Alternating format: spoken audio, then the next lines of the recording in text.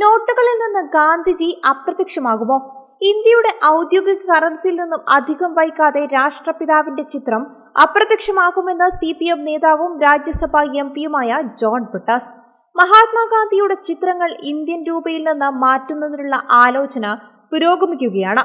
ഇതിന്റെ ഒന്നാം ഘട്ടം ഇതിനോടകം കഴിഞ്ഞുവെന്നും അദ്ദേഹം വ്യക്തമാക്കി. ഗാന്ധി ചിത്രത്തിന് പകരമായി ആർഷഭാരത സംസ്കാരത്തിന്റെ 2 ചിഹ്നങ്ങളാണ് പരിഗണിക്കുന്നതെന്നും ബ്രിട്ടാസ് പറഞ്ഞു. കഴിഞ്ഞ ദിവസമാണ് മഹാത്മാഗാന്ധി തൊഴിലുറപ്പ് പദ്ധതിയുടെ പേര് കേന്ദ്ര സർക്കാർ മാറ്റിയത് നിയമമായി മാറിയത്. മഹാത്മാഗാന്ധി ഗ്രാമീണ തൊഴിലുറപ്പ് പദ്ധതിക്ക് പകരമായി കേന്ദ്ര സർക്കാർ കൊണ്ടുവന്ന വിബിജി റാംജി ബില്ലിൽ രാഷ്ട്രപതി ദ്രൗപദി മുർമു ഒപ്പുവെച്ചു.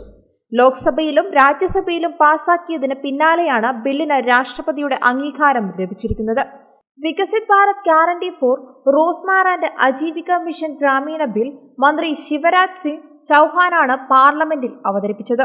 പുതിയ ബില്ലിൽ ഗ്രാമീണരായ കുടുംബങ്ങൾക്കുള്ള തൊഴിൽ ദിനത്തിൽ 100ൽ നിന്ന് 125 ദിവസമായി ഉയർത്തിയിട്ടുണ്ട്.